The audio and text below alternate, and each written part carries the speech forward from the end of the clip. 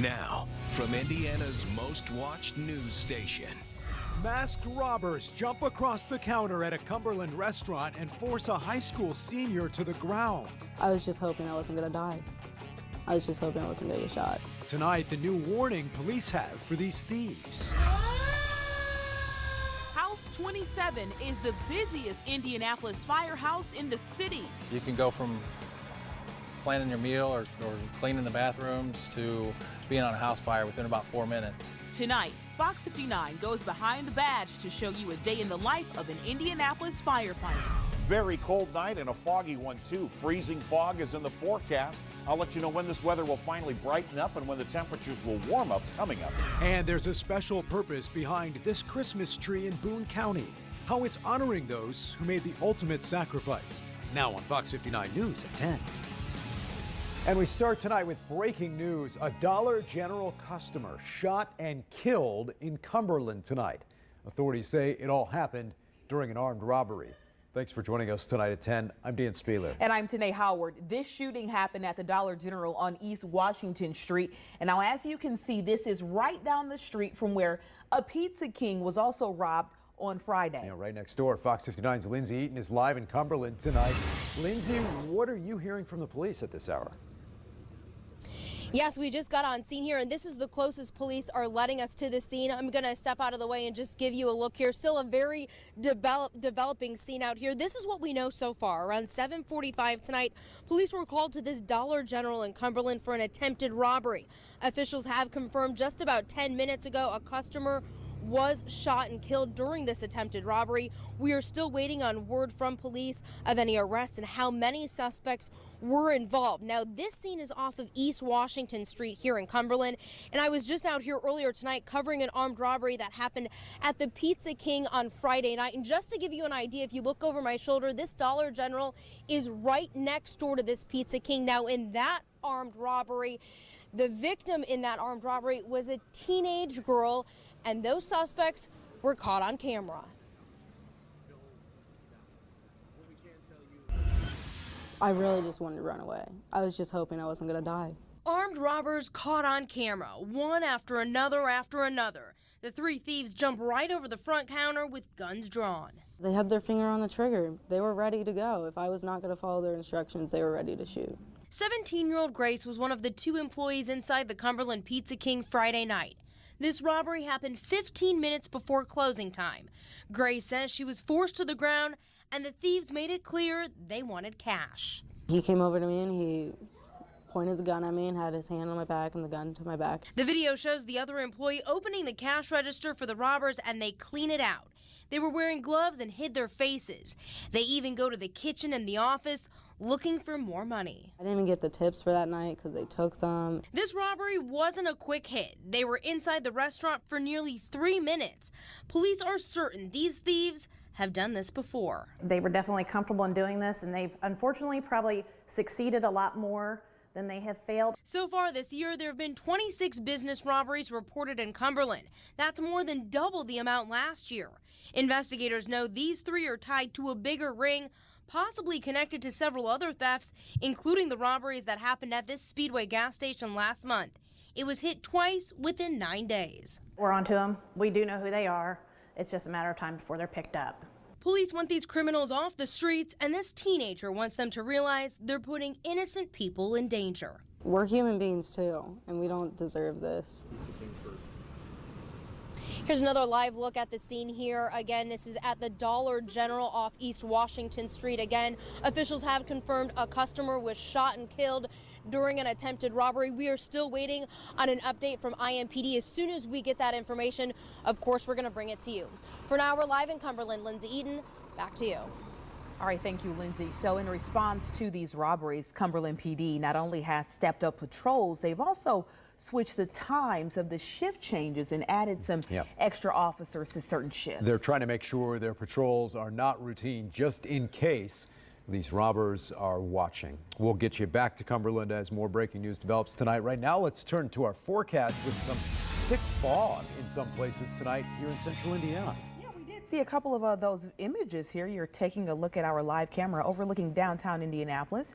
Let's get straight over to your Weather Authority Chief Meteorologist Brian Wilkes to let us know if this is just going to be beautiful or impacting our drives. It will definitely tomorrow morning today, but we'll start to clear things out. Many of you stayed underneath this heavy cloud cover, low-level fog and dreary conditions. Some of us saw the sun return. We take you up to Hamilton County. This is from Fisher's Alderman Luxury Imports, looking off to the south. That's 37, and look at the flag on the left-hand side of the screen there. It's limp. No wind, lots of frost on the car windshields there, and plenty of fog beginning to thicken up. We'll take you over to Grand Park. You can see pretty foggy there as well. Visibility here on the northwest side has been down all day long. We never saw the sunshine here up at the studios of Fox 59, but it did brighten up for a time downtown. Visibility down to 3/4 of a mile at Zionsville, 1.5 miles in Crawfordsville, and down to 0 at Batesville. That's probably under a 1/4 mile. So we have pockets of pretty dense fog out there with very cold temperatures. Crawfordsville at 13 degrees. The visibility will be a problem throughout the night in nearby eastern Illinois and northwest Indiana. Dense fog advisories have been issued. Fog will be thick, and it'll be some freezing fog as well. Awfully frosty too with this cold air. We've had 7 consecutive days below normal, and is there a pattern change looming? A warm-up is in the works. The trade-off will be some rain chances. I'll have the timing coming up. All right, thanks, Brian. A tragedy in Castleton as a man dies trying to rescue his dog from an icy pond. And tonight, firefighters have a warning to prevent something like this from happening again, as you see some of these pictures here. Yeah, so it may be instinct for someone to run in after their pets. They are members of your family for a lot of people, but IFD says that's a situation you have to let them handle. Fox 59's Haley Bull is downtown tonight at IFD headquarters with that important message from firefighters. Haley. Firefighters here say 2 men tried to rescue him, but to no avail. Tonight, they're asking you to stay off the ice. A dog fell in the water, and now a man trying to rescue the dog has fell in the water. He's going under the ice. That's the 911 call of an attempted rescue turned tragedy. I see the dog in the water and the guy on the ice. Indianapolis firefighters say a man in his 20s at the Masters Apartments tried to save his dog when it went onto the ice and fell through. 2 neighbors saw it unfold and tried to help. So I throw it in park, and I just run out there. He falls in when I'm maybe halfway between the road and the lake. I run out, I kind of just slide under the ice. I try and pull myself as much as I can. I get out a certain ways and it starts to break. So the only thing that I thought about, just jumping inside and try to help, but the ice was so thin. Once I walked in, I went inside, so I tried to go through the ice. So there's other workers, they brought like a rope. It was short. I threw it. Divers ended up pulling the victim from the water. He was taken to the hospital where he was pronounced dead. His dog lived. We haven't had a long enough freeze and a cold enough freeze right now to make the ice to where it's thick enough to walk on. This is not a winter wonderland here. We get really cold and then really warm rather quickly. So our ice really a lot of the times is never really safe. So firefighters say stay off of it. And if you see a dog or person that's fallen through, call 911 so we can get out there as quickly as possible, and then use some of those rescue tips, such as a ladder, extension cord, a rope, things like that you could reach out to the person with, so you stay off the ice, but you possibly could give them something to hold on to or help pull them out with. These men tried to do that, but it didn't work out this time. I tried. It was so cold. Firefighters say they usually see a few people who fall through the ice every year, but believe this is the first incident this season. Reporting downtown tonight, Haley Bull, Fox 59 News. Haley, thank you. A fire at a near East Side homeless shelter forces at least 90 people to temporarily evacuate. It happened at Good News Ministries on Washington Street, and the good news tonight is that people can still stay here. The biggest thing is it sounds like we should be okay to be able to house any of the guys that are here tonight. Most of the sleeping quarters have been okay. Thankfully, IFD says no one was hurt. The fire caused $70,000 in damage. Most of that is water damage. Still no word on the cause of the fire. I just need to know what happened, who's responsible, and like I said, bring them to justice. A father is desperate for answers tonight on who ended his son's life and why. Dale Howard Jr. is one of 4 men killed in Indianapolis in just the last 2 days.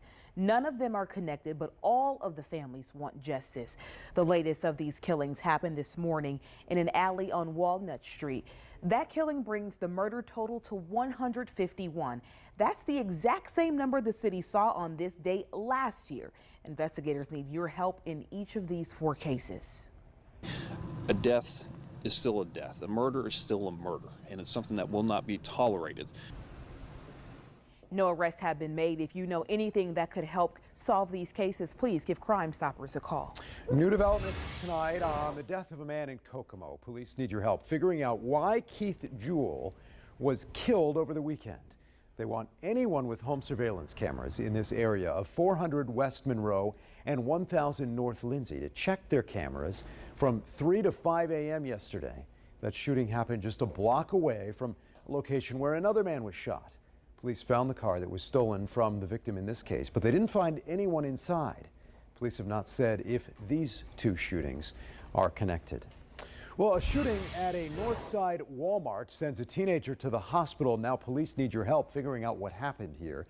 They want you to take a good look at some pictures. We're going to show you right here. You see these surveillance photos. Police say the men you see here, 3 different men, are wanted for questioning in that shooting. A teenager was shot at the Walmart on 86th Street, November 14th. You can see this man is wearing a zip-up jacket and a ball cap. Another has a red and black stocking cap. And this one was wearing all dark clothing. If you know anything about this case or the people you see in these pictures, call Crime Stoppers at 262-TIPS.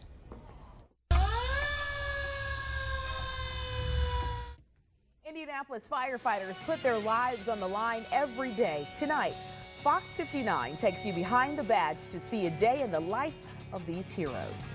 And a Hoosier makes an anonymous donation that will help children here in our community. Tonight, why he decided to pay it forward. This Christmas tree has a special meaning. Each bulb hung for a reason. That's a life. That's a life that matters. How it's making sure our fallen heroes are never forgotten.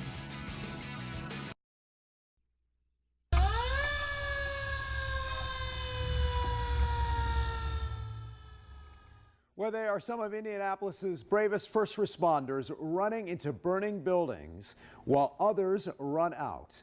But for the men and women of the Indianapolis Fire Department, everyday life is not how it's often portrayed on TV. Fox 59's Nick McGill shows us the real everyday life of our community's heroes, spending the day with the busiest firehouse in the city.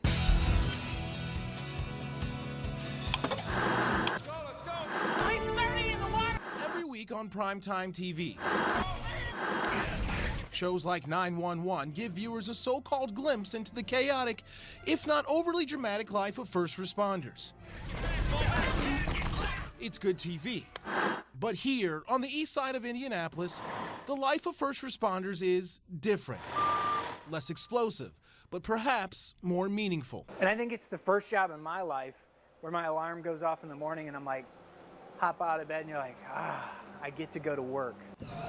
You know, not many jobs are like that. When your alarm goes off, you're like, oh, I gotta go to work. It's a work that offers one thing, the predictability of being unpredictable. Each day generally starts the same. A few chores help maintain the firehouse. They clean, they tidy. They check their equipment. It usually doesn't take long until... Engine 27. You can go from planning your meal or cleaning the bathrooms to being on a house fire within about 4 minutes. Last year, House 27 responded to more than 5,000 calls. It's the busiest house in the city. An average day could mean rushing out the door nearly 20 times. A lot of meals interrupted, a lot of sleep interrupted at night, so we run 24/7. Not every call requires action. This was a suspected gas leak. House 27 was called in as backup, but quickly called off. But about an hour later, someone else needs their help. What's wrong? A man has been found passed out behind a gas station. He says it's due to problems with diabetes, but some of his symptoms don't line up with that explanation. It could be an overdose. He said his sugar was high. It's hard to tell sometimes. I can tell you any story. Just don't know. out until you confirm it with the check. House 27 goes out on 2 more calls before it's time for lunch. A busy morning means a big appetite. It's times like these that bonds are made. I'm good. Firefighters will spend a third of their lives together. Strong relationships are important. It's something special, man. It's these guys here, I love them. They're like family. Minutes later, they're back at it. 3 more calls in less than 2 hours. Around 5 o'clock, House 27 is called to this intersection. A 15-year-old girl has been hit by a car. You being the age that you are, it's going to be up to your father whether he wants you to go get checked out. She'll be fine. But for IFD, this is their reality. Most of their calls nowadays are medical related. At House 27, only about 15% of their calls are for actual fires. The job has changed from years before. We could have a shooting, a stabbing, a heart attack, an overdose. We get it all around here. One thing remains the same. It takes a special type of person to do this job. You hear it all the time, people running out while we run in, and it's just something inside of you. I don't know how to explain it. Control engine 27. Within the next 2 hours, the alarm rings 2 more times. More medical runs, more people sick or injured. I don't know if he got hit in the head or what. It takes a toll, but then again, that's the job they signed up for. You guys good? Yeah, we're good. All right. You come in here, you get beat up, mentally, physically, whatever it might be, but 2-3 days later, you come back to work again and you're ready to do it again. By the time the sun goes down, House 27 has been on 13 different calls. So for a few moments, they've earned some downtime. As they sit down and look out to the community they serve, they reflect on a long day, one that's only about halfway done. They'll get 4 more calls before their shift is over. It showed 13 runs to this place. The job isn't what they always thought it'd be. It isn't what it's always portrayed to be. But at the end of the day, there's no job quite like it.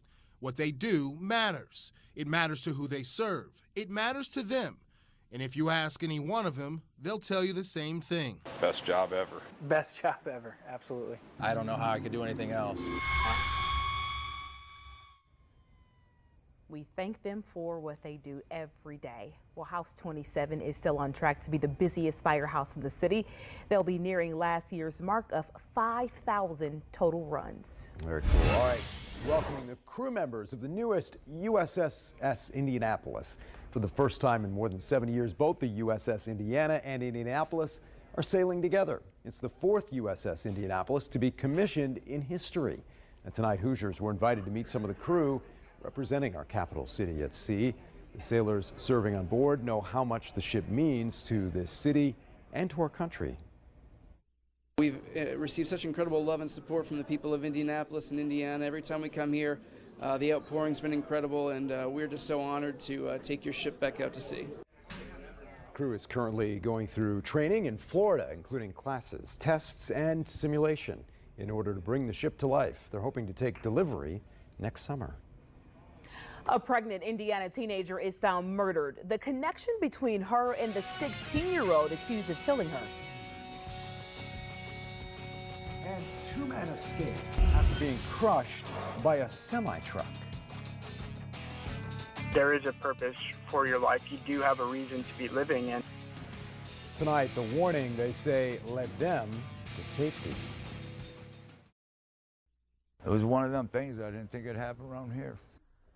A tragedy in Mishawaka, Indiana. A 17-year-old pregnant girl found dead, and the person accused of killing her is the father of her child. 16-year-old Aaron Trisho is charged with murder and feticide. According to court documents, he said he'd been planning to kill 17-year-old Brianna Rauschelang and the baby for a week. Trisho is a football player at Mishawaka High School. Rauschelang, a former cheerleader there. The two had known each other ever since grade school. The thing is that most of us are fathers, and any senseless death is very upsetting, but when you're talking about young people, it is more so. Trejo told police he killed Rauschelang because she waited too long to tell him about the pregnancy. Just a disturbing case there in northern Indiana. New fallout tonight on the scandal involving former USA Gymnastics Dr. Larry Nassar. The U.S. Olympic Committee fired its chief of sports performance. An independent investigation revealed Alan Ashley failed to protect athletes in Nassar's sex abuse case. The report says Ashley didn't take action until more than 13 months after learning about the incidents that led to Nassar's prison sentence. As we've reported, Indianapolis-based USA Gymnastics is also facing fallout from the Nassar scandal. Just last week, the organization filed for Chapter 11 bankruptcy. It is also looking for a new CEO and faces decertification as the national governing body of the sport. An anonymous donation to a local police department will go toward children here in our community. Tonight, why this Hoosier decided to step up in a big way. Each one has the rank and the officer's name. Paying tribute to our fallen heroes, the special meaning behind this tree. And the fog continues to thicken up. Visibilities are going down across all of central Indiana, and it's cold too. A frosty, foggy start to your Tuesday, but I'm tracking a warm front when the temperatures will start to rise coming up. You was hardly say your tears was fake. That's how I feel about it. Watch as this silver SUV is caught on camera winding through Indy streets right after a hit and run. Yo, this dude just killed someone. This dude just killed someone. I want you off my property. You didn't kill your wife, did you? I want you off my property. Just yes or no, did you kill your wife? I'm not answering nothing more So for Wilburn, you. what is your message to someone who could shoot into a house where there are multiple kids and then end up killing, as we just talked about, this 1-year-old baby girl? We're going to take this back 3 or 4 levels, and we're going to address the parents. We're going to talk to them. We're going to ask you parents who thought it was appropriate for your children to behave in such a manner. From my understanding, there are a lot of people inside of the home, many of which were teenagers, so that has to be addressed. But the bottom line of it is this, is that a 1-year-old lost their life this morning, senselessly. The public safety family of Boone County is heartbroken. We have lost a K-9 officer, a deputy, a friend, a warrior, and a brother. There are no words that can explain the grief that we feel today. And that is our developing news. First at for a Boone County Sheriff's deputy shot in the line of duty and will not survive. And police now have 3 men in custody. Yeah, his name, Deputy Jacob Pickett, was shot in the head this morning around 9:30 during a foot chase as officers were trying to serve a warrant in Lebanon. We've been bringing you live coverage of this horrible event all day long, and right now we've got an update on this situation in Lebanon. Yeah, for that, let's go to Alexis McAdams for the very latest. Alexis.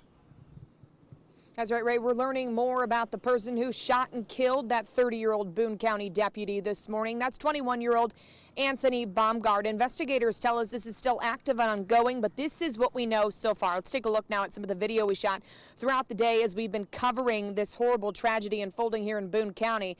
This all started earlier this morning in Lebanon. 55-year-old John Baldwin Sr., 28-year-old John Baldwin Jr., and 21-year-old Anthony Baumgart are all in police custody tonight. Investigators tell us Baumgart was the one who fired at the deputy, hitting him in the head. It's gut-wrenching. It rips all our hearts out when this happens. And our thoughts and prayers are obviously with the family and everybody, but we're gonna keep working. We're gonna keep working. Tia, I know that this is very difficult. You told us you wanted to talk because you know that you have family members watching Fox 59 right now, and those family members, we've been talking to many of them. They just want to hear your voice. So Tia, I want to give you an opportunity to say something to our viewers and to your family who are all here, and we are all praying and supporting you. Yes, I'm here in the hospital here in Branson. My heart is very heavy. Out of 11 of us, there's only 2 that's surviving. That's me and my nephew. I lost all of my children. I lost my husband. I lost my mother-in-law and my father-in-law. I lost my uncle. I lost my sister-in-law, who was my sister. She was my sister. And I lost my nephew. I'm okay. Yeah. But this is really hard. We both spoke with 7th grade students who were in that room today, both of them just stunned and still trying to wrap their heads around what happened. Yeah, I talked to one male student. You could see it in his face just how shocked he was, how hurt he was that this happened inside of his school. He told me he and his classmates actually ran out of their classroom and out here after their teacher managed to tackle the shooter, getting the gun out of his hand. So this morning, that student telling me that they were just in their classroom taking a test when the shooter walked in and allegedly fired 4 to 6 shots. He's a hero. Like, if he didn't do anything, he probably would have continued shooting, and a lot more of us would have been injured and possibly killed. So it was just something that not most people would have done, but he was very brave to do it. It has happened again. I don't understand now. I'm not sure we're ever going to understand why this continues to happen. A shooting at an Indiana school, this time in Richmond. They went straight to lockdown, then we heard gunshots. A 14-year-old boy kills himself during a shootout with police at Dennis Intermediate School. You could hear them shooting, and I thought it was like somebody banging against the lockers to scare us. A tip and quick response from police, and no one else was hurt. Had they not made that call, there is no doubt in my mind that we would be having a much different conversation. This investigation shifts. Now the focus is figuring out what caused this deadly fire. Now, of those 6 people found dead inside this home, 4 of them were children. The oldest, a 10-year-old girl, and the youngest, just a 1-month-old baby. Yeah, let's take you there live right now to Peru. Whether it's an accidental fire or whether it's something more. So we start out criminal, and if it turns into an accidental fire, then so be it. Terrifying moments caught on camera. A car slams straight into a crowd, throwing some people on the hood and knocking others to the ground. Oh, it was definitely intentional. Early Saturday morning, Joe Hardwick was one of the few people who turned into a victim in the parking lot of Be Here Now. I got hit right in the back, and we got thrown into the wall. Rage, hurt, pain. Melody's nephew, Elijah Lacey, died on the scene. The 18-year-old was set to graduate from Warren Central next week. His family says he loved sports and making people laugh. He would help anybody if it was in his power, and he had a very quick wit and was very humorous. While the motive for the shooting here at 21st and Post remains unclear, it's not the first time the family has dealt with tragedy. 5 years ago last week, May 2013, stepping outside his home on Sherman to investigate a suspicious noise, Jason Lacey was shot dead.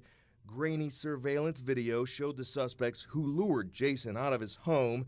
Elijah, who at the time was in 7th grade, talked about his father's death. He was my dad, and I loved him very much. Just remember the good things about him. While no arrests were ever made in his father's murder, Elijah's family prays the public sees the video of this week's shooting and helps police catch the killer. His father did not get justice 5 years ago, and we cannot take another loss of this magnitude. Behind me, you can't really see much aside from a squad car, which is blocking the walking trail that leads back to the scene. But again, from overhead, you can see from our drone a number of squad cars and tents that have been set up as the IMPD and FBI tried to determine exactly why those human remains are here and who they might belong to.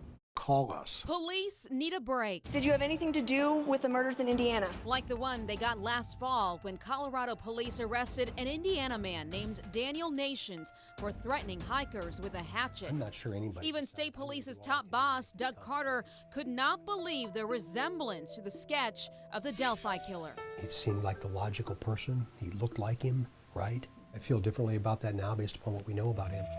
Today, Nations remains a person of interest. After a year and no suspects in sight, I asked Carter, was it time for detectives to release anything else from Libby's phone? They ask themselves that question every day.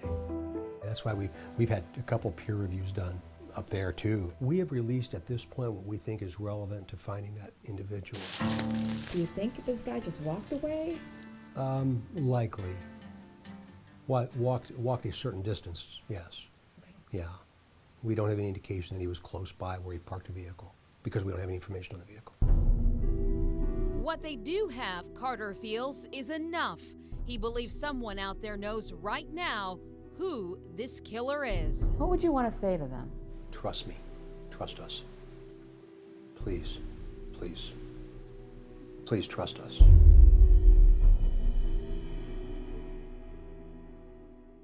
I'd rather have him looking at this wall with me than I looking at his name inscribed on a wall.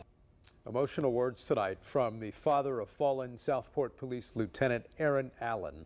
Fox 59 was with Jim Allen today when he visited the memorial for fallen officers in Washington, D.C. That memorial now includes his son Aaron Allen's name. The Southport lieutenant was killed in the line of duty in July when responding to a car crash. Our Nick McGill is in Washington, D.C. for National Police Week and has this Fox 59 exclusive with the Allens tonight. We're still a ways down. Walking hand in hand, holding each other for strength, Jim and Sherry Allen head towards a landmark they'd hoped they'd never reach. It's everything I expected. It's humbling as much as it's sad. There, on the western wall of the National Law Enforcement Officers Memorial, Section 16W, Aaron Allen's section, his name etched in marble above his picture. It's humbling. It's not what Aaron would have wanted, but it's quite a tribute. For Aaron's father, there are no words to describe this moment. There's no name to put on the emotions he's now feeling. I find myself coming up short with the pride I have for my son.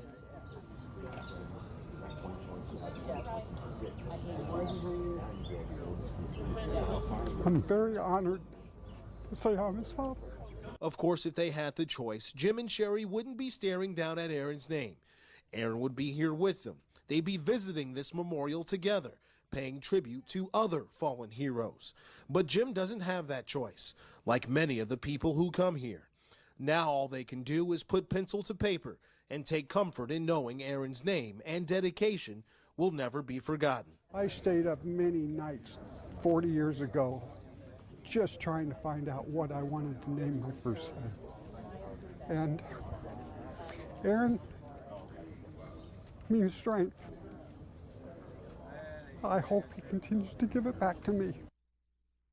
While Jim Allen says he does take comfort in the fact that his son's name will be immortalized, he says he just hopes that his sacrifice isn't forgotten back home. The Southport Police Department says they'll never let that happen. In our nation's capital, Nick McGill, Fox 59 News. We saw the blood on the floor and we were all like scared. We didn't know what to do because we were so young and there was just so much going on. Dejanay Gilbert remembers the night she witnessed a shooting as she was leaving a basketball game at Lawrence Central. I wasn't expecting all that to happen, so it was like so much going on. There was so many emotions and so many people were hurt. Her friend's brother was shot that day in 2016. Another student convicted for the crime. We're so young, like, what do you need a gun for?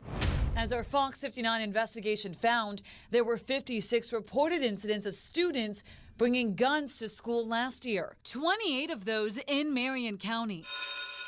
Each year, school districts are required to send the State Department of Education details about their gun incidents and the consequences students faced. We want to know that they're safe in their environment, that they're protected, and we want to know that the leaders over those children, all our children, are, making the right decisions. Step one starts in your home or business. You're completely open. Jonathan takes us through an assessment of this home, identifying the vulnerabilities, how a bad guy could get in. The alarm system's good. Deadbolt's always a good idea to have, but the weakest point about it is that it's solid glass. He says predators often get in through an open or unlocked garage door, even basement windows. Step two, developing plans of action in your home. Looking at the access points, looking at the angles that you can best defend, what you should do in case an intrusion occurs, where to go, what to say, and how to respond.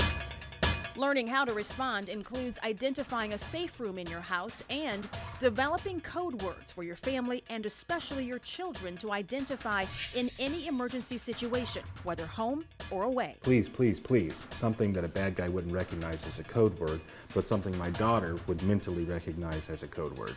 Please, please, please. Upon that third please, 1, 2, 3, you're dropping immediately, getting out of my way and putting your hands over your head. Code words can be life-saving, and identifying your safe room is critical because this is where you stage your defense and protect your family if you can't get out. In a world where videos like this go viral, Oh my God, drop it! and more officers are shot in the line of duty, it's no surprise police departments across the country are struggling to find anyone who wants to wear the badge. And if that isn't enough, now this.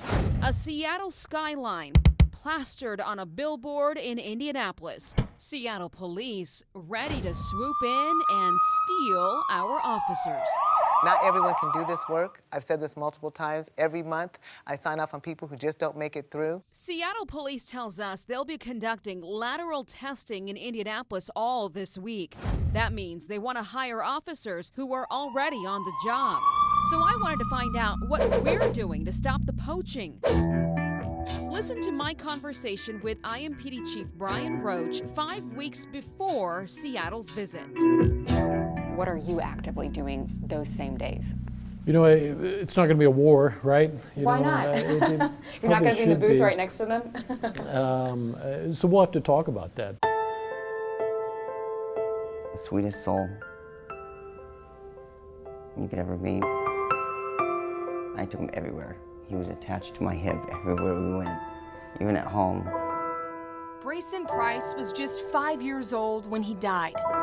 He was my life, and he will always continue to be my life. You can see all the bruising. Police say Brayson was abused for years. His death was ruled a homicide. The cause, intentional overdose and suffocation. His mom and her boyfriend are now serving time, found guilty in connection to Brayson's death. 39 years is a long time, but how much is a child's life worth? I'm gonna put a blue cookie. Lily Bishop is a typical 8-year-old. Where's the O? Found it. Oh, it's a Q. Coloring, playing, Where's the starting point? and learning about the world. But behind that innocence you see on her face, there's a lot of pain. Lily is growing up without her dad. He had a big heart. He really did. He was an amazing father. Daniel Bishop's story is one we've heard all too often. A young man who sought relief from pain and quickly became addicted to prescription pills. When Daniel overdosed, he left Lily behind. One of Indiana's many kids left behind by the drug epidemic. I should have gone when the doctor told me to go, but I didn't. Riggs, look here. I waited. Come on. 42 with 7 children. Life for Katie and husband Todd, like most families, is busy. Lots of soccer, lots of driving around, lots of homework, lots of breaking up fights. So when it came time for Katie's first mammogram, I just put it off, put it off, put it off, put it in my reminders on my phone. I'll get to it, I'll get to it. and when she finally did get to the mammogram, the doctor wanted to see her again. But again, she put it off, this time for 3 months. At that second visit, the doctor immediately ordered a sonogram, and that got Katie's attention. I just thought, I don't think they do this for everybody. And she was right. The sonogram showed a mass. Her doctor scheduled a biopsy the very next day. The diagnosis? Breast cancer, and a very aggressive form. And that is when the shock set in. Immediately, as a mother of 7, you just fear your 7 children being left with your husband. Could this Indiana casino soon be a much busier place? I think it's a win-win for everyone. And at Hoosier Park in Anderson, they're hoping to win big. Sports wagering would just be another wonderful amenity to have for the casino properties. After the casino industry won a victory in the courts, now they're hoping to parlay that win into another victory at the State House. What this does is it allows us as a state to offer sports wagering, where before we weren't allowed to. You can bet $5, $10, $20. Jason Logan is with Covers.com, an informational website owned by Tribune Media, focusing on the ins and outs of sports wagering. It's another level of fandom, much like fantasy sports. You know, you may be a Colts fan and you watch every Colts game religiously, but on your fantasy team you have Antonio Brown, and so you have a little more interest in what the Pittsburgh Steelers are doing that week, regardless of who they're playing. And that's basically what sports betting does too. It opens up that opportunity to boost engagement, to boost audience, which is fantastic for the league. But could it really happen here? Not to be too cute here, but what are the odds this actually happens here in Indiana? So I'm hopeful. I think that there are a number of signs that demonstrate that Indiana might well have an appetite for sports wagering. Can my DNA wind up in the wrong hands? The simple answer, yes. Although both companies say they have safeguards in place to prevent a hack, they can't rule out the possibility it could happen. Maybe there's a surprise or two in there. Brooke eventually found out she's from Western Europe. And for so many like her, the idea of knowing about the past means more right now than what could happen in the future. I don't have a lot of concerns because as long as they don't have any kind of malicious intent with it, I feel like that's okay. Attendees told us the NRA's Dallas convention was a success. Quickest way to stop a bad guy with a gun is a good guy with a gun. From the back-to-back appearances of Mike Pence and Donald Trump before a packed house, to the crowded exhibit floor that was like Christmas morning for anyone who loves guns. On the streets outside the Dallas Convention Center, anti-violence protesters were no match for the armed NRA supporters loaded with Second Amendment expertise. Not if the Constitution holds still, I promise you that. We're all normal people. I mean, we're not highfalutin, we're not crazy gun people running around wanting to shoot people. We're just normal people. We do have Fox 59 crews out live tonight to bring you the very latest on the weather and the flooding we're seeing. But let's start with our Weather Authority team. Brian Wilkes and John DeSauer are here with the forecast. Hey guys, how are we looking now? Incredible day, Dan and Fanchon. It's already been remarkable, a record setter, John, with over 3 inches of rain that had fallen. And when you take the rain that fell this morning on top of what has fallen over the last 2 weeks, it's no surprise that we see so much standing water. The ground is absolutely saturated. Nowhere for the water to go until it works itself downstream. And we've got more coming tonight. That's right. A little bit of a lull in the activity. Live guardian radar, thankfully, is quiet right now. But we will add to those rainfall totals soon. In fact, we're watching a spike in activity that's now forming out in parts of eastern Illinois. In the White River here behind me, you can see that the water level is very high. Typically, the water only goes to that second pillar you see there in the distance. We visited another neighborhood where water is already inside people's homes. Simply getting to Niles Duncan's home today proved to be a challenge. I'm losing the value of my house, and it keeps destroying my house. Water from the creek behind his house rising quickly because of the heavy rain. Trees ripped right out of the ground, power lines down on houses, and check out this massive tree down right in the middle of the road here in Lafayette. Behind me, crews have to come out here now and chop this tree down, try to clear the traffic. They did put out these blockers here to try to stop people from getting through, but people are trying to get home tonight, and all they are passing by are down trees, down limbs, and power lines. It's a pretty dangerous scene out here. My mom has always been interested in genealogy. I thought it would be interesting. I wasn't quite sure exactly how Irish I was. What am I? What is my sister? Where in the world do you come from? More and more people every day are taking a DNA test to find out. But just how accurate are they? We put them to the test. We asked 4 Fox 59 employees who previously took a DNA test to do it again. So they spit, shipped, and we waited for the results to come in. First up, Fox 59 meteorologist Jim O'Brien. All right. Jim's new ancestry result came back pretty close to the original. That made me feel a little bit, better knowing after taking it twice that I'm definitely Irish. Next, we tested Neil Moore. It doesn't really surprise me. His second ancestry results confirmed the first. He is English, although this time he was even more British. Being an Anglophile, I'm a little more British, so That's cool. Oh, what is this? Like, no, that's strange. This is what kind of threw me off a little bit. Very weird. The others, though, came back with some questions. Didn't know that. Brandy Ostojic's father is from Austria, but her original 23andMe results don't show any Austrian. Her new results do. Yeah, it was just kind of strange to see that it was different. How old was everyone when they got their first perm?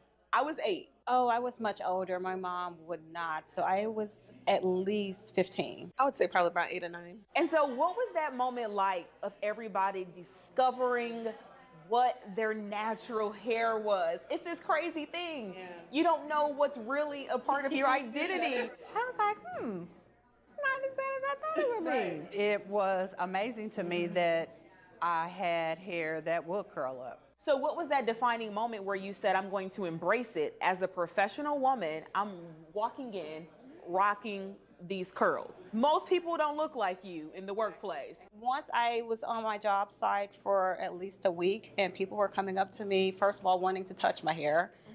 Second of all, but then once I started getting more and more compliments, I think I started to embrace it more. Over the years, I've developed a reputation for sneaking up on folks in the newsroom. I call it the FOX59 scare tactic. What are you doing? What are you talking about? Morning, Charlene. So when it came time to pick a hired or fired job around Halloween, this position seemed like a natural. It's time for this amateur to go pro at Nightmare on Edgewood on Indy's South Side. Welcome to Nightmare on Edgewood. Ready to scare the pants off somebody? I think I'm ready to do this. Kevin and I agree that I need something with a little more fright appeal. So, with a quick change, enter The Undertaker. Sometimes the most haunted places are the most isolated, and it doesn't get more isolated than the farmland of the Midwest. Let's go take a look at Thornhaven Manor. Ghost hunters galore with claims of sightings, scratches, and the simply terrifying. Are they right here? There are 3 now. Right here? They're all around you. There's one on top of you, and there's one on each side. Why is it flickering? Are you doing that? No. You're not. Yes, you are. DJ. I don't think so. Are you doing it? Are you flickering it or not? No, I'm not touching it. Breaking right now, Indiana will have a new U.S. Senator, Republican Mike Braun, beating incumbent Democrat Joe Donnelly tonight. Braun is about to speak live. Let's head out to the JW Marriott downtown to listen in.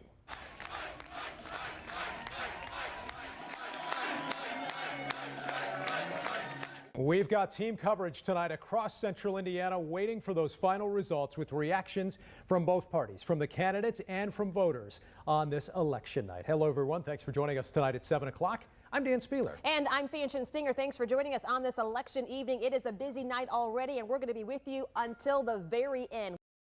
We get in, we get out today if we get after it. Scars of today become the stories of tomorrow. Hey, we're moving our feet. Each mark a journal entry etched in skin.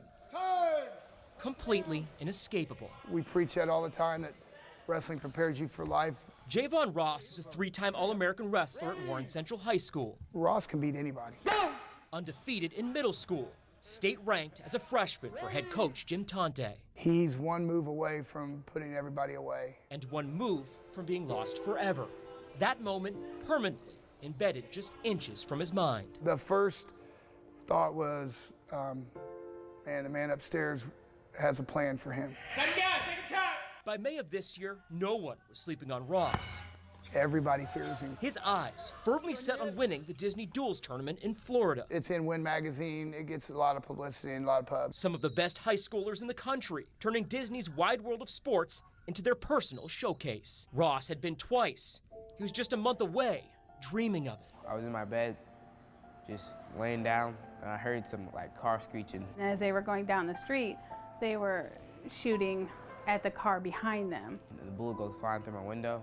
The glass broke, he kind of looked, and that's where it hit him. If it doesn't, it hits him right here.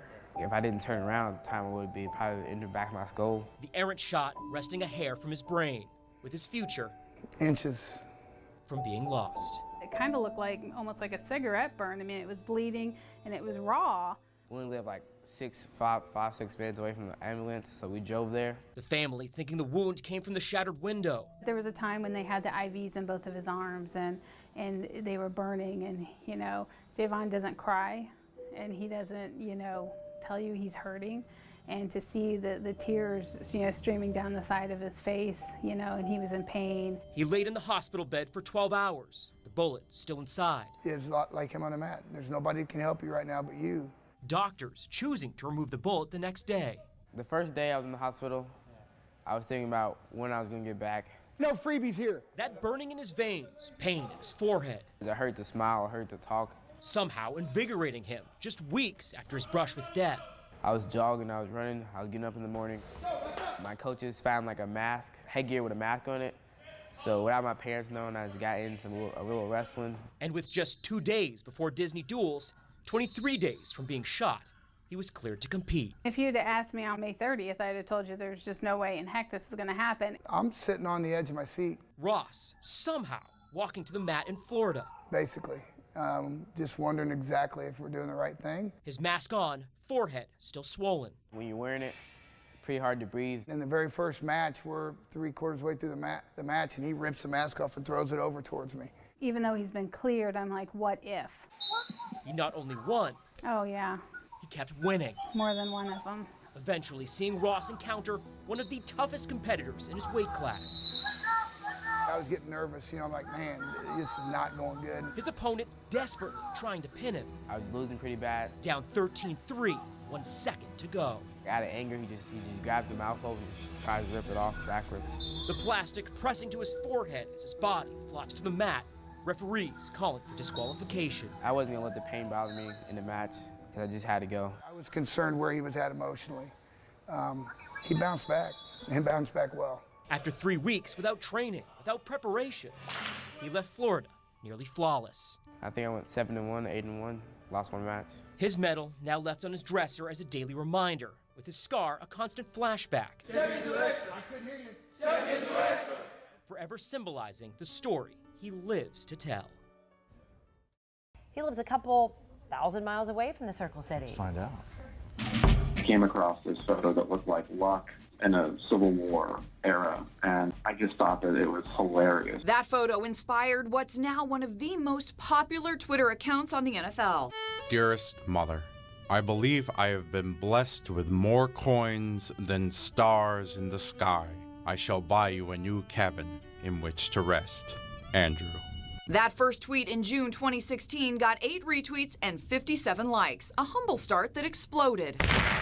Unimpassioned voice, he said to the men, "Do not hurry, men, and fire too fast." I'm a huge history buff, and I loved Ken Burns' series on the Civil War. Add Andrew Luck and a star was born. Obviously, instead of talking about war, he's talking about football. He keeps the post positive through losses or struggles, like last season when Luck was out. I knew that he would be back, and I knew that he would be great on the field, so there was no reason to stop doing it. When Luck's mustache made news, the captain wrote to his dearest mother. And because it has more than earned it, my neckbeard has taken some of its accrued annual leave.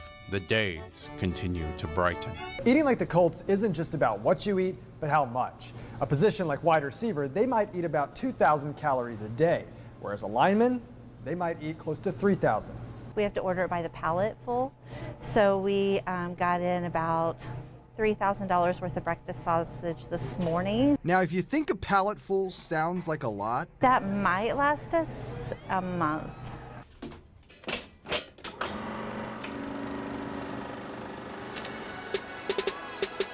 The rivalry runs deep behind current and future Hall of Famers, Manning, Brady, Dungy, and Belichick. Now, it's time for a new chapter. Our goal every week is 1-0, and it just so happens that it's the New England Patriots. There is no love lost, from crushing playoff defeats to the Deflategate saga. Hate's a strong word, but you hear fans share their disfavor with the Patriots. To a coach who spurned the horseshoe.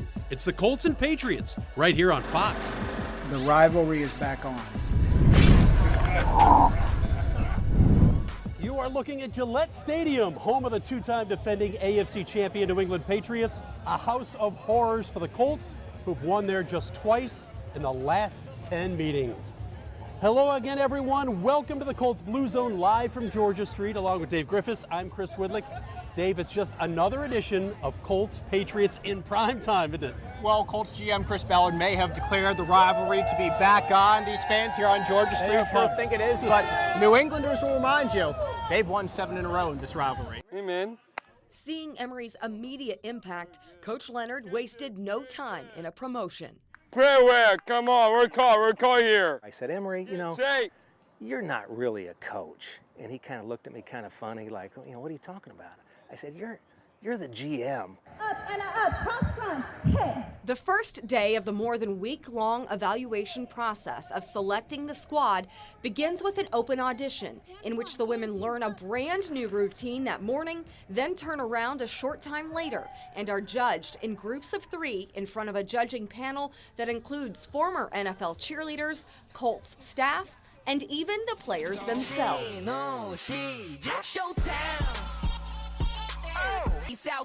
Well, we all know it's just not about ourselves that's out there on Sundays. So, we know a lot goes into their job as well as ours. We just try to encourage them just as much as they encourage us. So we're honored to be here and to give back to them. Cheers everybody. Good, thank you. Cheers, guys. Milk. Winners drink milk. Hey, let me see this. Chug, chug, chug. Oh. Oh. To a safe and wonderful 102nd running of the Indy 500. Thank you. I want to make it clear that my actions on that day, in my mind, were the only acceptable actions I could have done given the circumstances. That's one of the things, talking to the kids, I don't know if some of them realize that if he didn't do what he did, that things could have been much worse. Student Madeline Hancock realizes she was in another classroom that day, but had Mr. Seaman for science last year. As a student, she wondered, how could she even begin to say thank you to her teacher? I nominated you for Community Hero because there was no better way of saying thank you. If you had not done what you did on that day, some of us might not be here to thank you. So we are here to thank you, Mr. Seaman. You are truly this community's hero. Thank you. Thank you very much.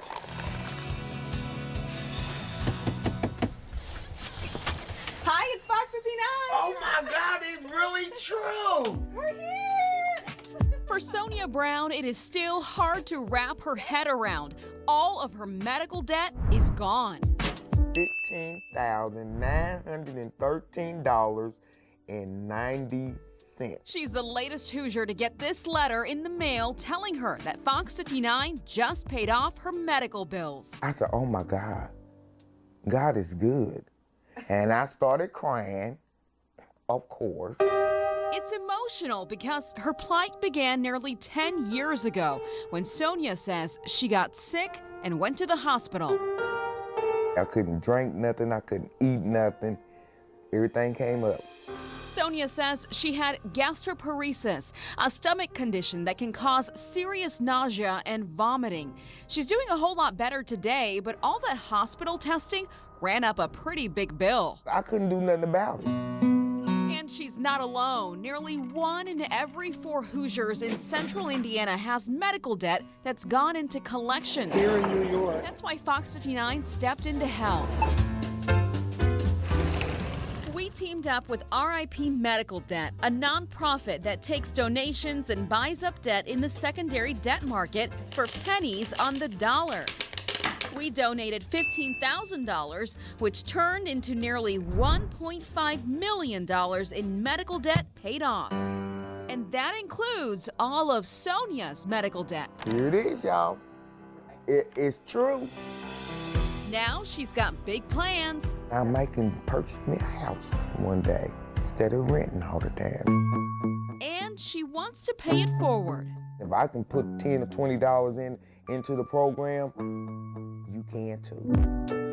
FOX59 stepped in, picked up a bill that I would have never thought about trying to pay back because I couldn't. Who does that?